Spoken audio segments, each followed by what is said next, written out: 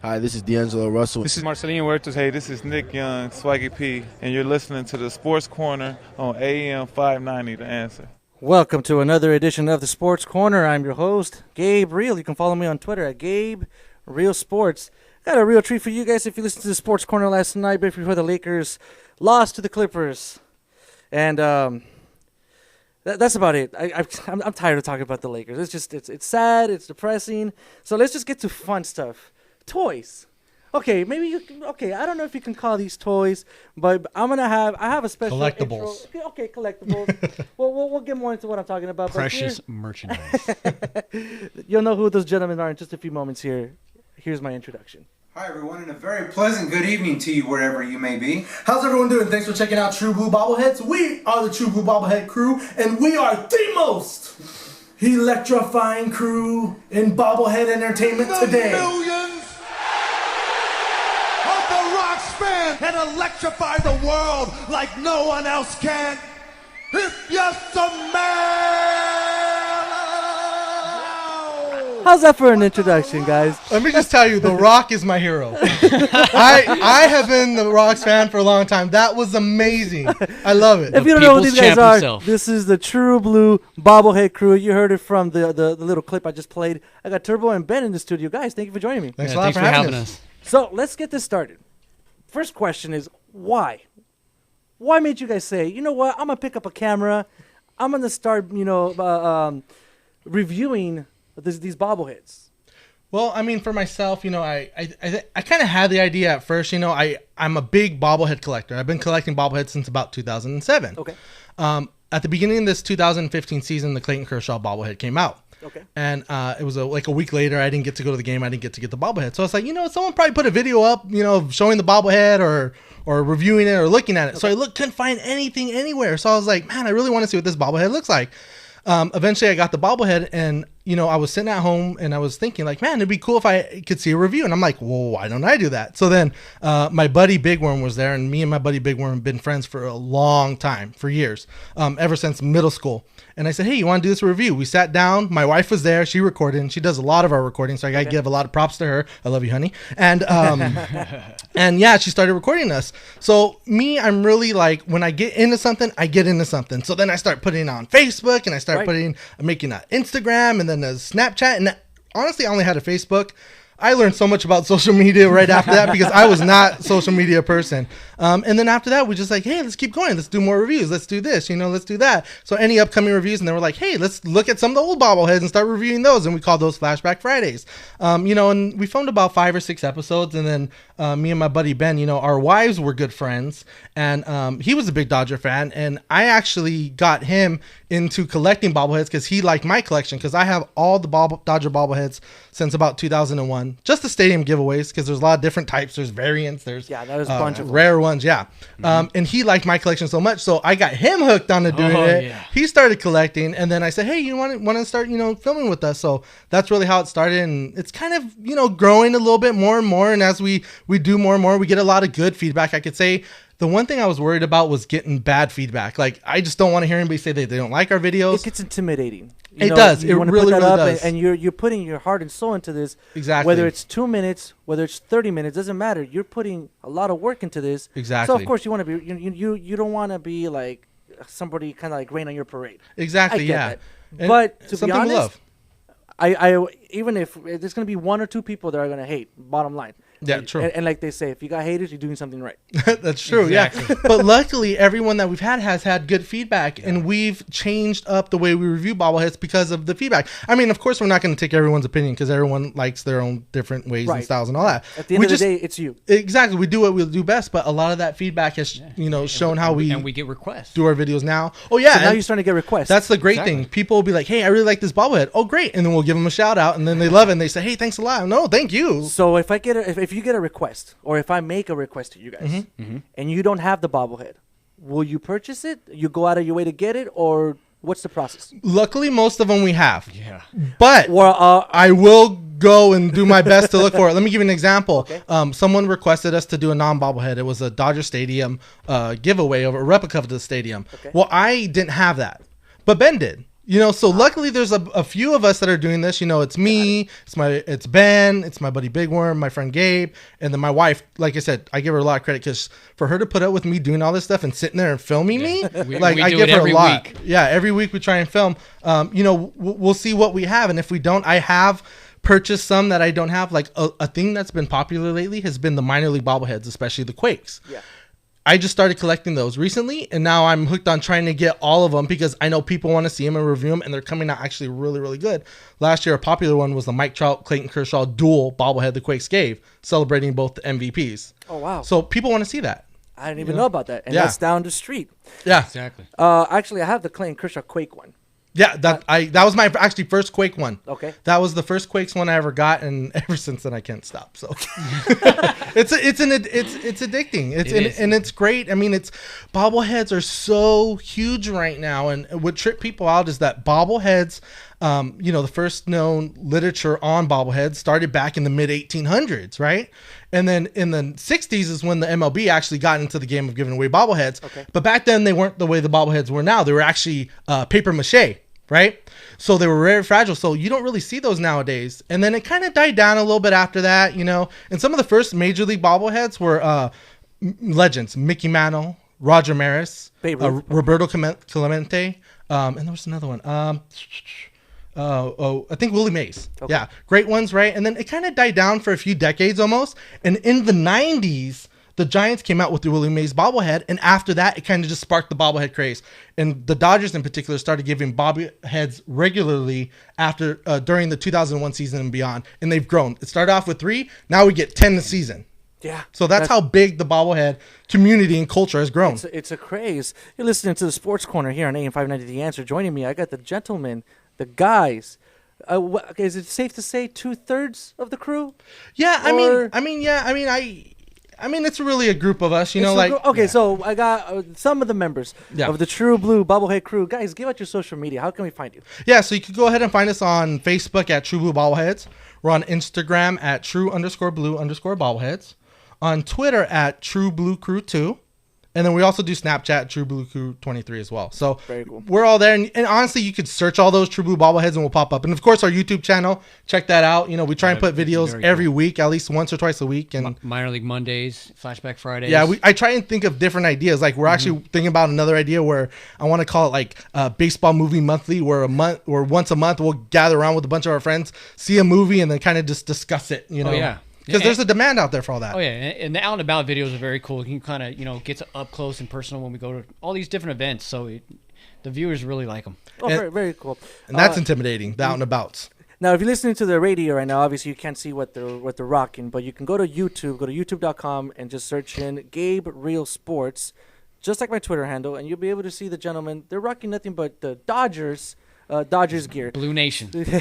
So I have a question for you guys. But right now you mentioned Quakes. I want to give a quick shout out to Mike Linskog, who is the voice of the Quakes. I should be having him in here on the Sports Corner soon to talk a little bit of the Quakes and so forth. Very cool. So shout out to you, Mike. Nice meeting you back in December, a little meeting that we had in Rancho Cucamonga. So my question is, you guys were rocking Dodger stuff. Oh, yeah. But if somebody tells you, I want, have you had any requests from an Angels bobblehead or a bobblehead from something else or another type of bobblehead, or is it all Dodger stuff that's coming your way right now? Right. Or you want to keep it that way? Like, I'd say right now it's mainly Dodger stuff because that's mainly the amount of within the Dodger family. Okay. Yeah, that's mainly the stuff that we have. We will do special reviews because sometimes let me give you an example. There's a lot of groups out there, and one of the main groups that we associate with are bobblehead addicts, and also this other group called Wobbling Heads. Yep. Well, the bobblehead addicts came out with their own bobblehead. And they're a really good group of guys, and they share a lot of our stuff. So they came out with one, so we did a video on it. Is it the bobblehead with the hand, like bobbles? Yeah. So we did a recent review on that. And that's the reason why I asked, is because I was like, well, this bobblehead has nothing to do with Dodgers. But now I feel like you're kind of branching out into a different side of the bobblehead world. Yeah. Got a question on this, and hopefully you can explain to me what exactly happened. Kind of want to segue from the bobblehead stuff to how you guys are collecting your autographs. Gotcha. and what goes from that. So see if you can take me down this road here. I sent this guy in here to get Al the Bull Ferreira's autograph, and he got a little nervous. So you guys have seen someone else get an autograph, but this guy got nervous, turned off the camera. He thought security was going to jump him. How do you feel about that, bro? Yeah, rookie. The first time handling the camera, and he let me down. So that's my first question. Okay. Were you not allowed to have a camera? Oh, no, not at all. Or you just got scared? No, you weren't allowed to have a camera. We were allowed to have a camera, but at the same time, I was a little nervous because he normally handles the camera. Got it. And everything. So we were in line getting Al Ferreira, and then we're actually in the real line, waiting a long time to get Justin Turner. Okay. And he wanted me to take the camera inside to get Al Ferreira so he can stay in line because that was the same line for Justin Turner. Right. So I was kind of nervous as far as getting in line, trying to go talk to Al Ferreira, have a camera in my hand, trying to get his autograph, show appreciation to a Dodger legend, and I got a little nervous. I'm not gonna lie. He was scared. But He didn't get nervous. He got scared. I make fun of him because honestly, when I first started these out and about videos by myself, I didn't tell anybody.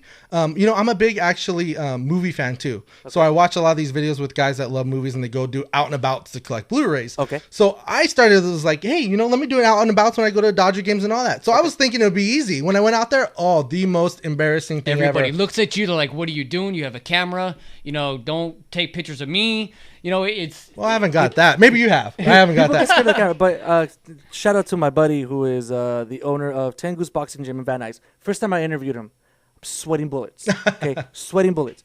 And I interviewed his brother. I'm sorry, his brother. I don't know if you guys know who Dan Goosen is. He used to promote for the Goosen Tutor Promotions. Okay. So his brother is a trainer. Nice. Yeah. When I talked to him, and his name's escaping me right now, but he's like, this gym is one of the coolest gyms in the sport.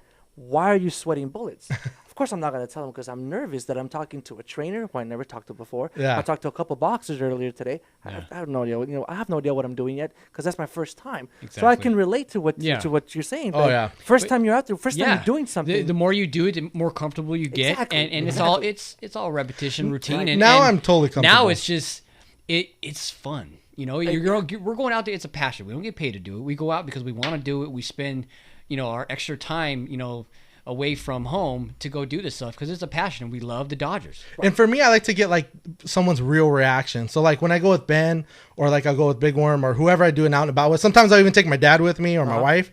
We'll do it and I'll do things just spur of the moment. Like I won't tell them, I won't plan it. Like people like we talk to, sometimes, good friends will interview them. I remember my buddy, Big Diesel, check him out, Big_Diesel_29 takes great Dodger photos when we go to the games. He's also in the video with the Kirk Gibson one. Yeah. He's a really, really good guy. He was actually one of the first people that came out to me. Me and Big Worm went to a Caesar's Tourist signing at Frankenstein Collectible Show in the City of Industry. And he came up to us and said, hey, I watch your guys' stuff. So that was really our first interaction with someone coming to, say, hey, you guys do pretty good things. I'm like, oh, cool. Thanks a lot. So now we have a good friendship with them. Ben recently met him at the Kirk Gibson signing. And he's a really good guy. Goes to a lot of good games, takes a lot of great pictures. So check him out. Very cool. Well, this segment is brought to you, like always, by Embroid Me in Riverside. Check them out. They're at 7001 Indiana Avenue in Riverside. Give them a call as well. Let me get that number for you. Got a little. It's 951-682-0086. Ask for Stan. Let them know Sports Corner sent you, and he got you hooked up. Question. Yes.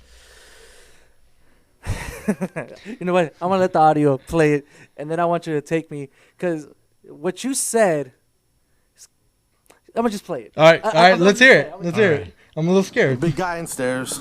Not a good combo. Not a good combo at all.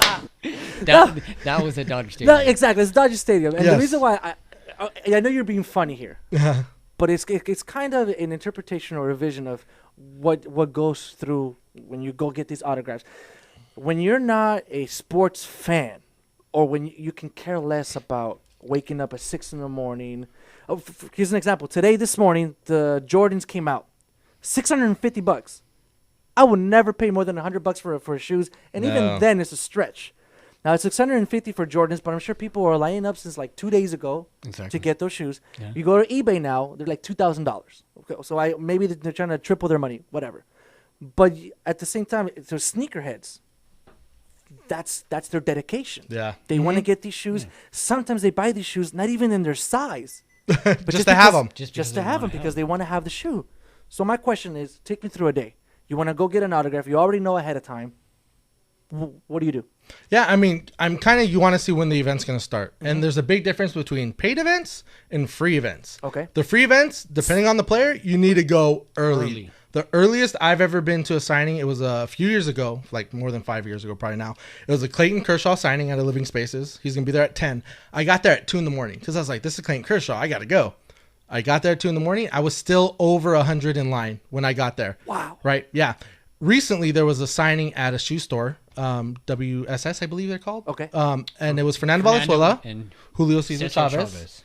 They were there, and I heard, kind of looking at social media because I knew it was going to be big, that people were almost there the night before, like at 9 o'clock, waiting. They weren't going to be there till 10 a.m. So the free ones, you really have to get there early, and it's only a limited amount. A lot of times they're only there for an hour.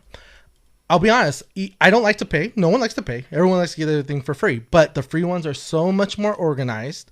You don't have to wait around as much. You know, not the free ones, the ones you pay. I'm sorry. The ones that you pay. The ones you pay. Yeah, the ones you pay.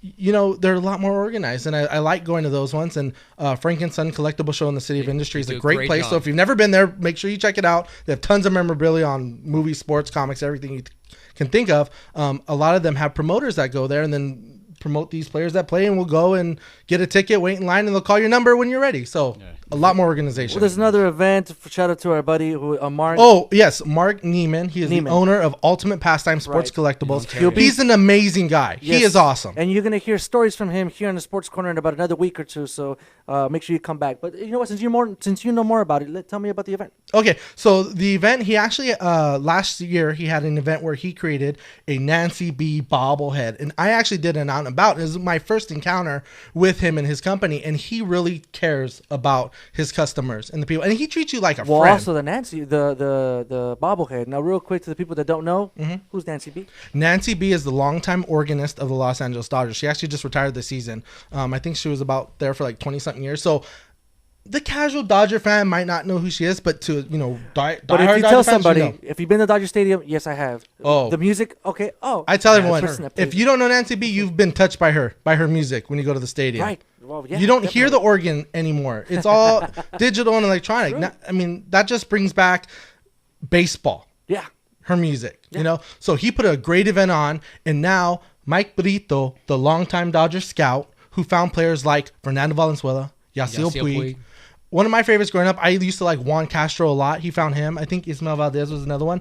He had a bobblehead made of him looking amazing. It's check a beautiful him out. bobblehead. Yeah, so it is. You have it on your social media? I do. Give out your social media again? Yes, make sure you check that out. I put a lot of his stuff on Facebook at True Blue Bobbleheads and on Instagram at True_Blue_Bobbleheads. So check it out.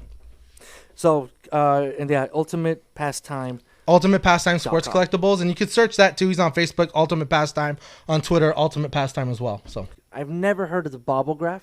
Bobblegraph. Of course, I've heard the term. Of course, I've heard getting autographs on bobbleheads. Yes, of course. But I've never heard of the actual term bobblegraph. Yes, it's the first time I heard this. So, is it more valuable to get an autograph on a bobblehead, or still should somebody still continue getting autographs on baseballs? What have you guys seen on that? You know what? I would say it really depends on the collector. Okay? Someone may be more invested in baseball. Someone may be more invested in the bobbleheads, you know? It's kind of hard because I really like both, you know? Lately, because we've been doing this bobblehead show, I want to get bobblegraphs that way people see. But it all depends on a lot of factors. A factor for a baseball is you want the authentic Major League Baseball. You want it signed in a blue pen, and make sure it's a name, a brand name pen. And the same thing with the bobbleheads. The best pens to use with those are called Deco pens, and it makes they're paint pens and they look amazing, they look nice. And then the fact that if you get authenticated, you know, so I think it really depends on what your, you know, interest is. I would say baseballs are easier to come by. Okay. Because you can find baseballs online, on eBay, even Amazon. You can find them. Bobbleheads, you know, come less and less depending on the type of player. But gosh, it's really, really hard. I think it's a preference. It's a preference on the person. One of your videos, people are there that are doing the like the authenticity of it. Yes, authenticating. And I saw that you actually did get something through them. DNA. Do you recommend that? Yeah. Oh, definitely. I mean, at those events, yes. And it Why? really depends because I've talked to different people. And some people, you know, for them just getting the autograph and them knowing and keeping it for the collection, they're fine with it. Some want to authenticate it because, I mean, let's be honest. Some people turn around and want to sell these for, you know, to make profit off of them. And to get the authentication on site is a lot cheaper than having it send off. To get them authenticated later. I think it was like $10 on site for that the Kirk Gibson when I got the bobblegraph. But I wanted to record that because a lot of people don't know you can do that there, or a lot of people haven't been through that process. I never knew about that. It's really, really fast, and they're always there at a lot of these signings. The paid ones, of course, not the free ones. They're always there, and you can purchase it for $10. And I really increased the value of that bobblehead by doing that. You know? Oh, really? Oh, yeah. Do you know by how much, like percentage, roughly? Gosh, you know, I don't have numbers, to be honest. Okay. I know it definitely increases it. Because, you know, nowadays, there's so many fraudulent signatures, people copying. You have that PSA authentication with it now. There's no hesitation.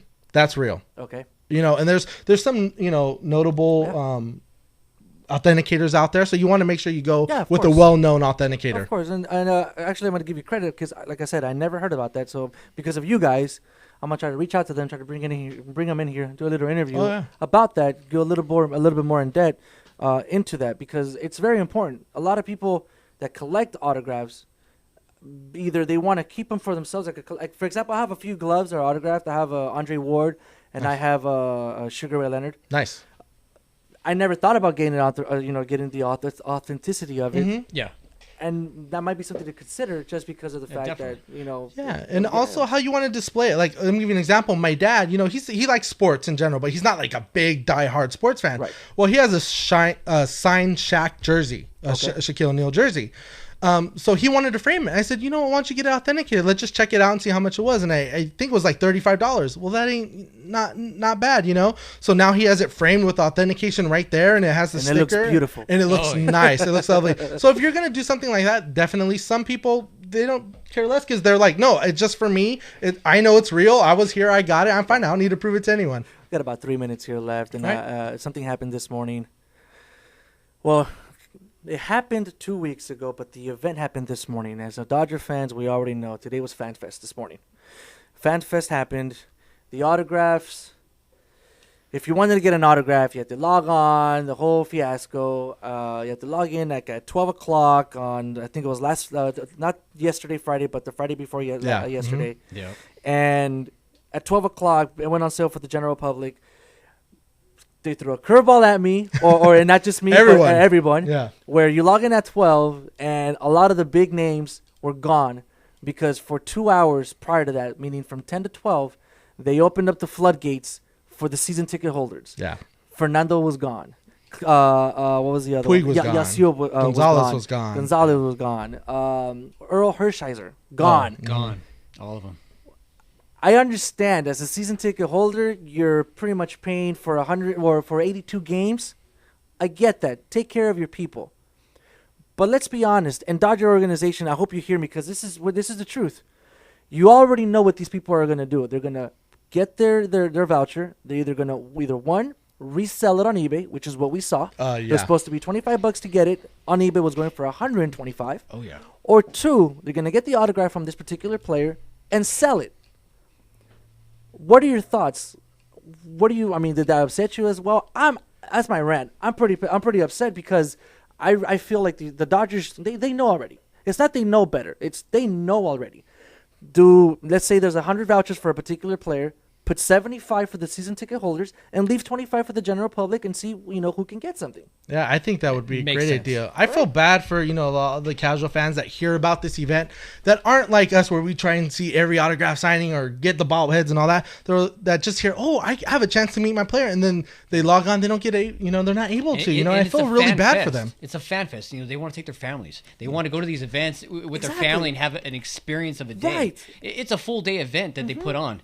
And for the season ticket holders to basically take up all the tickets and then resell it for double and triple the Exactly. price. Like I said, I can not understand. fair. I completely understand. Take care of your season ticket holders, but at the same time, take care of also your average Joe fans who are not paying, season ticket prices. And I've always said this: people in the nosebleed are going to cheer louder and more Oh, than somebody definitely. sitting right Front row. behind That's why the umpire. playoffs come for the Dodgers. Oh, it gets me so upset. You could hardly get tickets Right. for fans like us and a lot of other diehard Dodger fans out there that can't even buy playoff tickets because they hike the price up like crazy, and all the executives get the tickets. I had to say it. It's the truth. It's the truth. It is the truth. And I'm watching it at home, but I went to so many games during the season, but I don't get to see my Dodgers live. I always go on rants with that about that, and I'm sure you guys have heard it, guys. We got to do this again. Oh, definitely, yeah. man. We had a lot of fun. Let's go. What Lot time of you want me fun. here tomorrow? I'll be here. And the day after. Dude, Once you got a again- couch? I'll sleep on there. Dude. There you go. Once again, social media for True Blue Bobbleheads. What is it? Facebook at True Blue Bobbleheads, Instagram at True_Blue_Bobbleheads. We're on Twitter at True Blue Crew 2, and also if you guys like Snapchat, we're on Snapchat True Blue Crew 23. Bam. There you go. Any bobblehead, send these guys a Send us a just request. tell them. You know what? I want to see. Whatever bobblehead. I can't think of right now. You know what? Jaime Jarin. See. Oh, definitely. And he see was somebody, he you know? well deserving when they gave it to him. That was an awesome bobblehead. Sounds good. All right, guys. Well, you listen to Sports Corner. I'm Gabriel. Twitter, Gabriel Sports. That's Turbo. That's Ben. Thank you for listening to Sports Corner. Enjoy the games.